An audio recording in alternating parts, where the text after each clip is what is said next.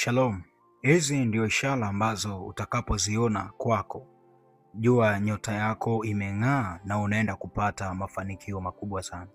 Utakapoona ishara hizi katika maisha yako, moja kwa moja zinaambatana na wewe. Sasa jua kabisa kwamba nyota yako imeng'aa na unaenda kupata mafanikio ya kiuchumi, unaenda kupata mafanikio ya kimahusiano, unaenda kupata mafanikio mbalimbali. Maanake njia zako zinaenda kufunguka kwa kuwa ishara hizi zinaambatana nawe. Sasa utajueje kuwa nyota yako imeng'aa? Utajueje kuwa mambo yako yanaenda kufunguka? Sasa zipo ishara hizi ambazo ninaenda kukutajia, na moja ya ishara ni pale ambapo ukao unaona watu wanaanza kukutambua bila wewe kujitambulisha. Watu wanaanza kukujua. Nakuta ni mtu unashinda sana kwenye social media, unashinda sana mitandaoni.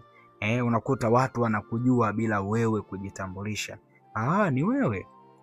Sasa yani hiyo ni ishara kuwa hata bila tunasemaje, kujituma sana, hata bila kujitambulisha sana majina yako, unakuta mtu anakujua. Sasa hiyo ni moja ya ishara kwamba nyota yako imeng'aa. Hiyo ni ishara kwamba mafanikio yako yanaenda kukujiria na kukupata. Pale ambapo unaona ishara ya namna hiyo, ni ishara kwamba nyota yako imefunguka.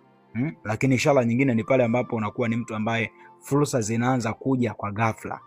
Unakuta simu za kazi nyingi sana, unapigiwa na bosi huyu, unapigiwa na bosi huyu, unapigiwa na bosi huyu, yani uelewi ushike wapi, uelewi ufanye nini. Kila mtu anakuita, kila mtu anakuhitaji. Anakuhitaji usimame kwenye kampuni, anakuhitaji usimame kwenye kiwanda chake, anakuhitaji usimame kwenye jambo lake. Yani hauelewi ushike wapi, uache nini, kwa muda gani, hauelewi. Sasa hiyo ni ishara kwamba nyota yako imefunguka.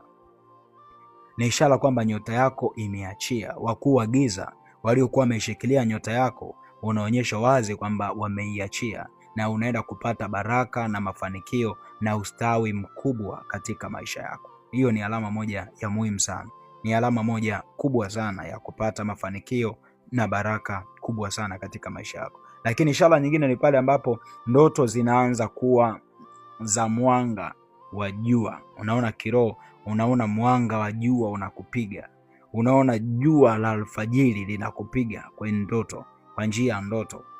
Au unaona mvua inanyesha, inakunyeshea mvua ya manyunyu, inakunyeshea. Hiyo ni moja ya alama nzuri sana kiroho, ni moja ya alama iliyobeba baraka na mafanikio kiroho. Pale ambapo ukaona jua linakuangazia, pale ambapo ukaona tunasema kwamba ukaona mvua manyunyu yanashuka juu yako, ni moja ya ishara nzuri sana kiroho.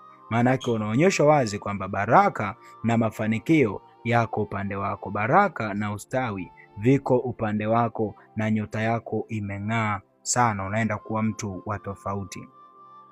Lakini ishara nyingine ya kujua kwamba nyota yako imeng'aa, ishara nyingine ya kutambua kwamba nyota yako inaenda kustawi sana, ni pale ambapo ukaona kwamba tunasema ulimwengu wa roho, ukaona watu wanaanza kukuonea wivu kwa kile ambacho unakifanya. Watu wanaanza kukupiga vita, watu wanaanza kukuchukia isivyo kawaida, watu wanaanza kukukasirikia isivyo kawaida. Na unajiuliza kwamba hawa watu wananikasirikia, nimewakosea nini? Hawa watu wananichukia, nimekosa nini? Hauelewi. Sasa ishara ya namna hiyo, maanake unaonyesha wazi kwamba nyota yako ni kubwa. Unaonyesha wazi kwamba nyota yako inaenda kung'aa sana, inaenda kufanikiwa sana, na mambo yako mengi yanaenda kustawi sana na kufanikiwa sana ulimwengu wa roho. Pale ambapo unaona ishara ya namna hiyo, kuona kwamba unapigwa vita. Ukiona unapigwa vita, sio wewe, wanapiga vita kilichoko ndani. Kilichoko ndani, ile nyota ya mng'ao, nyota ya mwangaza, ndio ambayo wanaiwinda maadui, ndio ambayo wanaiwinda watesi wako, ndio ambayo wanaiwinda wa maadui zako ulimwengu wa roho. Pale ambapo unaona ishara za namna hiyo, manake ni kwamba inakuwa sio hali ya kawaida, inakuwa sio hali ya kawaida kiroho unapokuwa unaona mambo ya namna hiyo. Lakini ishara nyingine ni pale ambapo unaona kuna amani ndani yako isiyokuwa ya kawaida. Unaona ndani yako amani, muda mwingi unaona amani, muda mwingi unajisikia amani. Watu wakutukane, watu wakuseme vibaya, watu wakuzushie maneno, watu wawe kinyume chako, yani ndani yako unaona amani tu, unaona amani.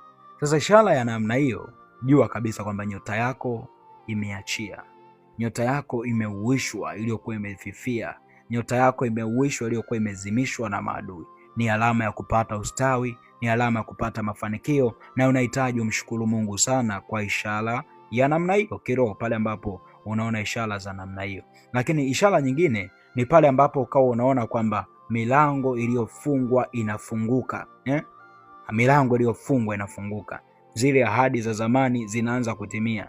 Watu walikuahidi mambo fulani, bana, nitakujengea, nakuahidi kitu fulani, nakuahidi kitu fulani, hauelewi ufanye lipi, ushike lipi. Ahadi zile ambazo uliahidiwa unaanza kuona zinatimia. Leo kuna watu ni legend wa kuahidiwa mambo mazuri yasiyotimia. Leo kuna watu ni legend wa kuahidiwa mambo mazuri lakini hayatimii. Unajiuliza shida ni nini? Kumbe shida ni kwamba ulimwengu wa roho, nyota zao ni kubwa, nyota zao ni kali, lakini zilikuwa zimezimishwa. Sasa ukiona kwamba katika ulimwengu wa roho ahadi ni nyingi, halafu zinaanza kutimia au kutokea, jua kabisa nyota yako imeachiliwa na unaenda kuwa mtu usiyekuwa wa kawaida. Unaenda kubeba baraka kubwa sana na mafanikio makubwa sana.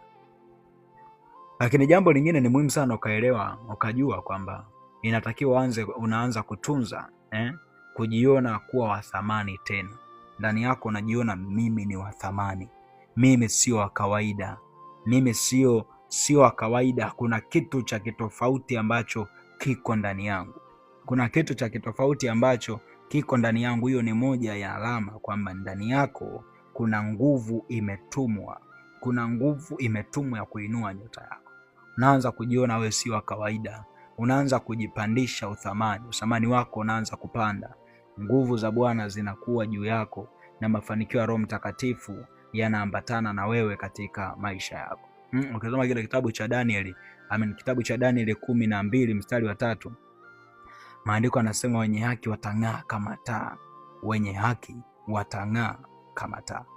Sasa ile haki, ile nyota inang'aa kama taa. Ile haki yako inang'aa kama taa, nyota yako inang'aa kama taa. Na nimekuombea iwe hivyo kwako kwa jina la Yesu Kristo wa Nazareti aliye hai. Ni muhimu sana ukaelewa jambo la kuimarisha nyota yako. Kuna mambo ambayo ni muhimu sana ukayafanya ili nyota yako iimarike, kuwa kubwa, iimarike, kuwa katika mng'ao, ustawi na mafanikio. Jambo la kwanza, linda sana mipango yako kwa njia ya maombi. Mipango yako mingi ambayo unaiandaa, mipango yako mingi ambayo unataka uifanye ambayo hujatimia, iatamie katika maombi. Penda kuwa mtu muombaji, penda kuwa mtu ambaye unamuomba Mungu kwa muda mwingi sana. Ombea sana mambo yako, ombea sana miradi yako, ombea sana biashara zako na njia zako, na Mungu atakustawisha tena. Lakini jambo lingine, usitangaze kila hatua. Kuna mtu mwingine ana maono haya, anakuambia mimi nataka nifanye jambo fulani na fulani, nataka nifanye kitu fulani na fulani. Jifunze kuwa mkimya, jifunze kuwa msiri, jifunze kutulia kabla mambo yako hayajatimia.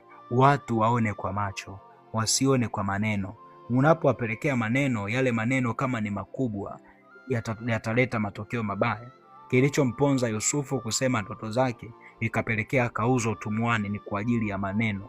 Aliongea vitu kabla havijatimia, ndio hapo akajikuta anapitia fedhea na mateso mbalimbali. Lakini ishara nyingine, jifunze kujenga nidhamu ya kiroho. Jenga nidhamu. Jifunze kujenga nidhamu kiroho ili Mungu akubariki.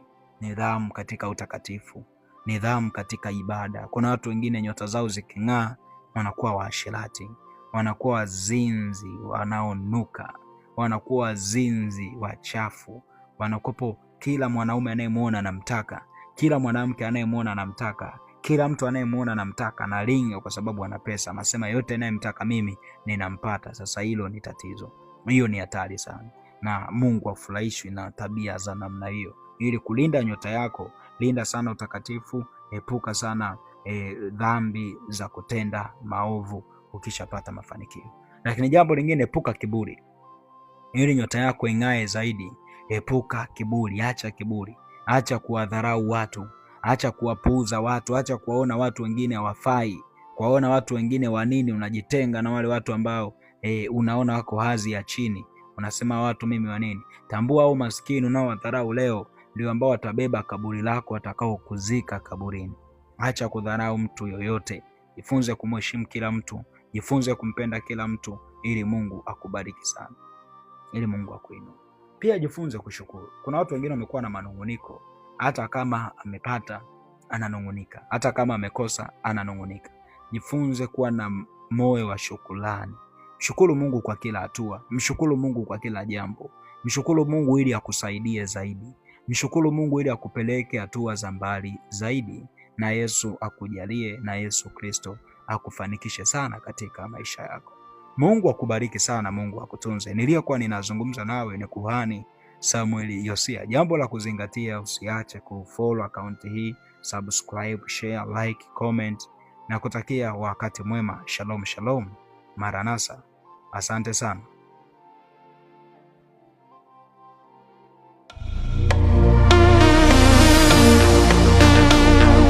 Ladies and gentlemen, welcome to the channel. Please subscribe with notifications on.